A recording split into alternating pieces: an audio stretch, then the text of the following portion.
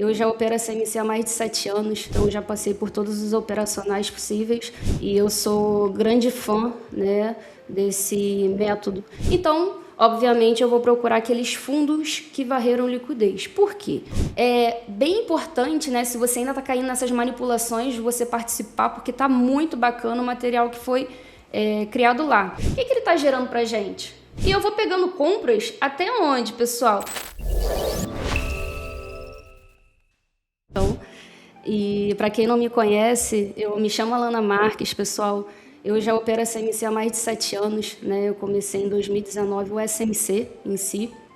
E é o que eu sempre falo em todas as lives, a minha dinâmica, né, com SMC, com o gráfico em si, para mim foi o meu divisor de águas, né? Então eu já passei por todos os operacionais possíveis, mas o SMC que realmente foi a virada de chave para mim. E eu sou grande fã, né, desse método. E a gente vai estar falando um pouquinho sobre o meu operacional, que ele foi construído com base nessa experiência, nesses 7 anos de erros e acertos. Foi um operacional que eu construí de forma toda objetiva, né, porque a gente sabe o quanto é difícil o SMC, por ser todo subjetivo. Então, foram 7 anos construindo para tentar deixar o mais didático possível para que a gente possa entender melhor o gráfico. Fechou? Então, eu vou trazer aqui para vocês, o meu operacional ele é todo baseado em liquidez. Ele se chama Range Cycle, né? Então, assistiram a nossa live, né? E o que acontece?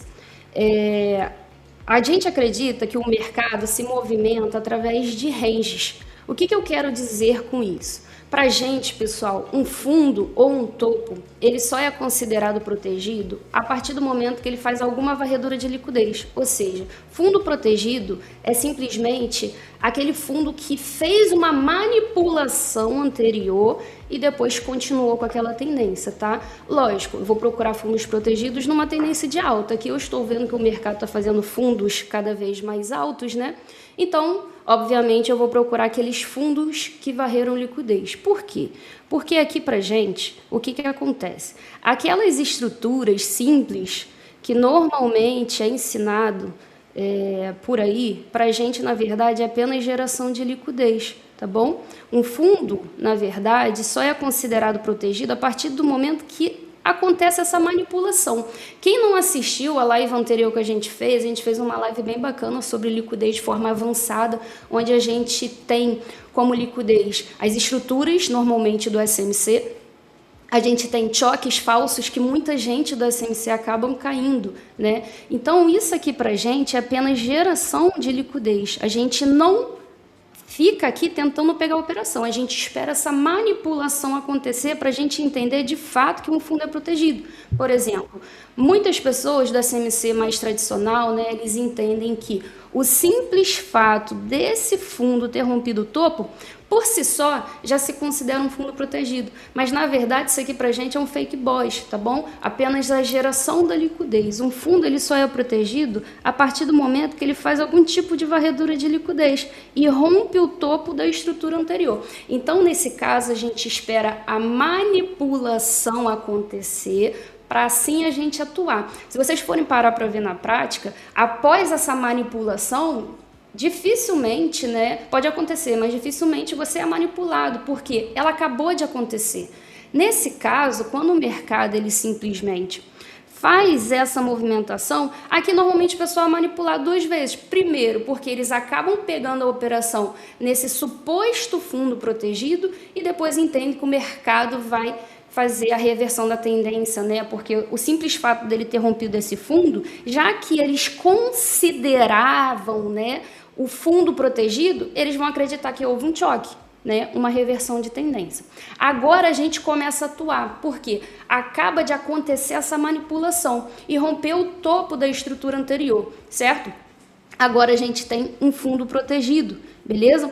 Então isso aqui, que são essas estruturas que normalmente a gente está acostumado, né, a trabalhar, isso aqui pra gente é apenas a geração de liquidez, certo? O mercado ele vai gerando na sua pernada impulsiva, certo? Na pernada impulsiva, a liquidez interna induzindo as pessoas a comprarem. Só que, Alana, mas eu acreditei que esse fundo era um fundo era liquidez, só que na verdade ele foi respeitado. Mas na verdade, pessoal, isso aqui é apenas acúmulo de liquidez. Então, quando vocês forem receber o PDF, aqui a gente tem a seguinte situação. Para eu começar a operar, eu identifico a tendência, a gente colocou todo o passo a passo nesse PDF, está bem didático. E após essa aula vocês vão ver o quanto vai ficar bem claro para vocês o mercado, porque é muito objetivo, né? Então, por exemplo, eu entro no gráfico, a primeira coisa que eu faço, identifiquei a tendência. Nesse caso, a tendência está de alta, então eu vou procurar um fundo que varreu liquidez, ou seja, ele acabou de manipular. Agora eu entendo que ele vai gerar liquidez, porque para o mercado ele simplesmente fazer qualquer tipo de movimentação, ele precisa de combustível, não é isso? Então ele vai gerar através da estrutura falsa, através de choque falso, induzindo as pessoas a comprarem, né? Liquidez interna.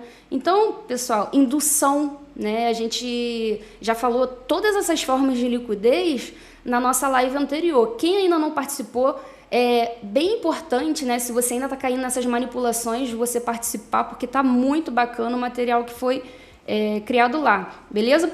Então, quando o mercado faz essa movimentação aqui, o que a gente entende?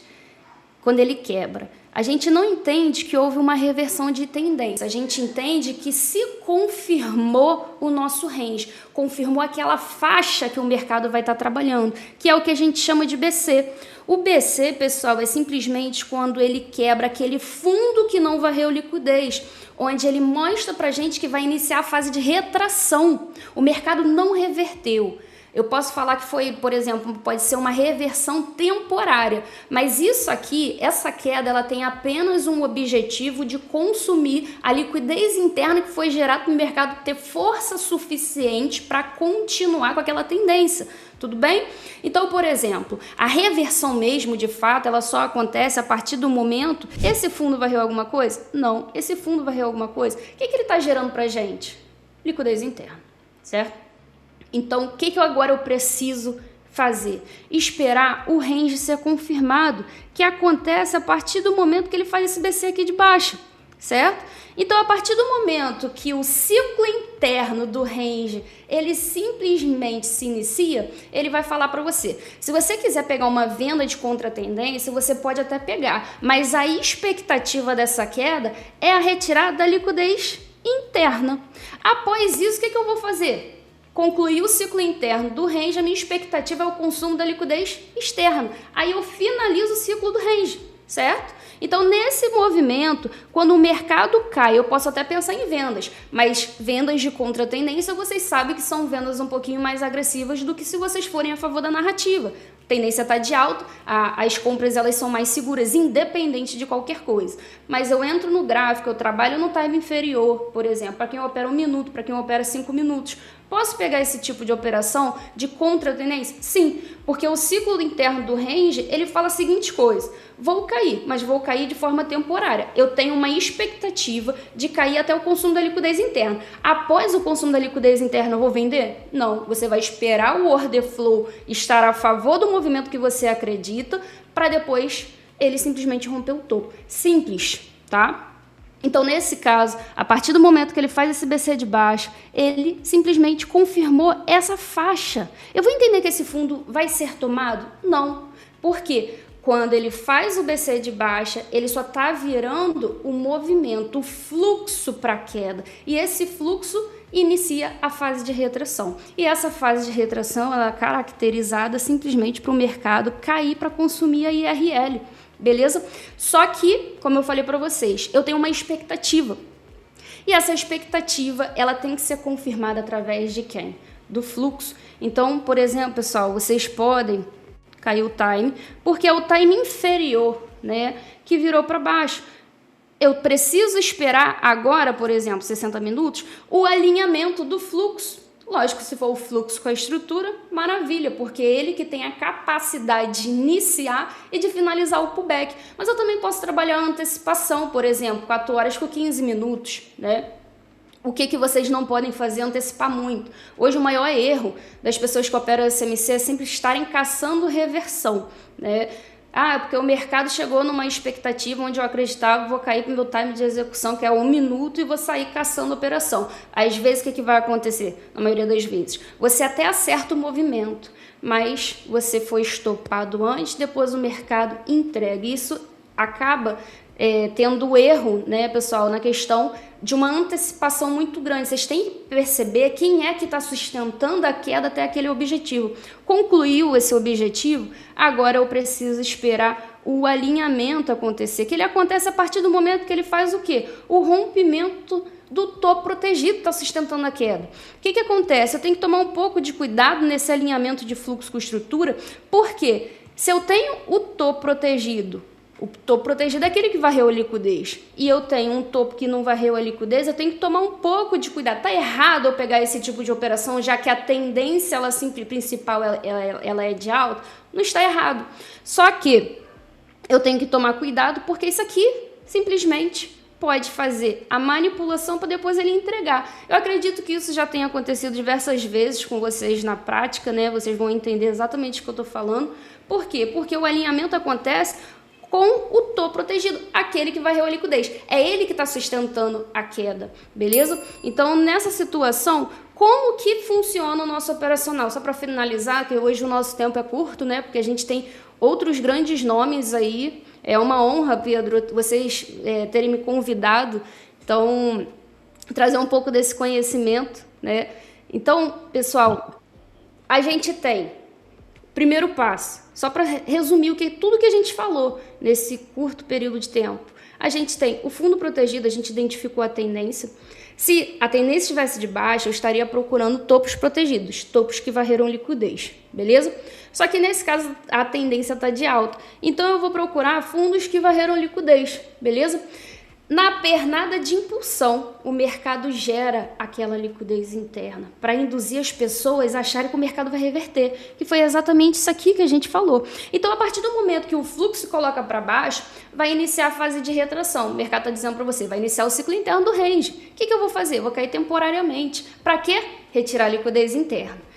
Expectativa. Agora eu preciso da confirmação, e essa confirmação se dá através do fluxo. Procuro a zona de demanda que ainda não foi mitigada, por exemplo, eu tenho esse pavio, stop sempre abaixo do fundo, que está sustentando a sua ideia de alta, tá bom? E eu vou pegando compras até onde, pessoal? Até o consumo da liquidez externa. Esse operacional vocês podem trabalhar da mesma forma em todos os times. É um operacional, ele foi criado durante 7 anos, não é um setup, beleza? Mas aí você tem que ver o que se sente confortável. Imagina que você entra no gráfico e até determinado time você começa, se você for abaixando, que provavelmente é o que acontece, você já começa a ficar perdido. Então é isso aí que vai responder a sua dúvida. Se você se sente muito com clareza na hora de fazer as marcações até o 4 horas, você vai executar no 4 horas, fechou? Mas aí o que você vai fazer? Diário, semanal, mensal, vai te dar o viés. Execução, ou você vai trabalhar no H1 ou você vai trabalhar no 4 horas, fechou? Perfeito. Está aqui outra pergunta. Quando definir a forma correta de captura, pavio ao corpo, e quanto porcentagem de rompimento para se considerar uma varredura? Definir a forma de captura. Pavio, tá? Eu, dentro do meu operacional, até o rompimento de estrutura, eu considero com pavio, porque para mim tudo é captura de liquidez. Mas eu só me sinto confortável simplesmente porque o mercado... Só me sinto confortável de trabalhar se ele romper com o corpo. Mais perguntas. Melhor operar muitos ativos ou apenas um? Aqui do Matias. Eu, particularmente, eu opero atualmente 3 ativos, né? Só que são de índice americano. Por quê? Porque eles se movimentam iguais. O que eu não normalmente aconselho? Vocês trabalharem mercados totalmente diferentes, tá? Porque existe, lógico, existe sim. O operacional funciona em todos? Sim. Só que cada operação, cada ativo, ele tem uma característica própria na hora de executar. Uns vão trabalhar mais de forma direcional, outros vão trabalhar, por exemplo, o Shao, ele trabalha muitas das vezes meio que lateralizado, através daquelas movimentações, vai mais no extremo, né? Então, o que eu não aconselho é trabalhar um ativo totalmente divergente do outro. Hoje eu opero B3, eu vou também operar Forex, mas tá errado? Não tá errado, entendeu? Só que normalmente, o que eu aconselho? Opera Forex, Euro-USD com GBP-USD, né? Opero GBP-JPY com USD-JPY, Nasdaq com S&P, até porque, às vezes, as movimentações contrárias, se você opera muito ativo, você pode se perder na própria marcação, tá bom? Mas, assim, isso depende da pessoa, lógico. Ok. Exato, e talvez aqui uma última pergunta aqui do Bernardo. Ana, super. Tenho uma dúvida. Naqueles casos que tens um fundo protegido, mas o preço captura só depois entrega. Como não cair nessas manipulações? Olha, uma coisa assim extremamente importante para você já identificar a liquidez antes. Não sei se você chegou a ver, né, a live que a gente fez. Então ali a gente já fala todos os tipos de liquidez. Na prática, né, o SMC, por exemplo, o pessoal ensina topo, fundo duplo, linha de tendência, mas na prática a gente utiliza normalmente estruturas falsas, que são as estruturas do SMC. A gente utiliza choque falso e também indução. Então eu expliquei de forma bem didática qual é a liquidez que normalmente o mercado tende a capturar antes de ir. Com isso que a gente consegue entender exatamente como atuar. O que você não pode fazer? Se você sabe que o mercado vai cair porque confirmou o range para capturar a liquidez interna e ele simplesmente faz um alinhamento, né? Porque ele vai fazer isso, ele faz muito alinhamento antes de concluir o ciclo interno do range.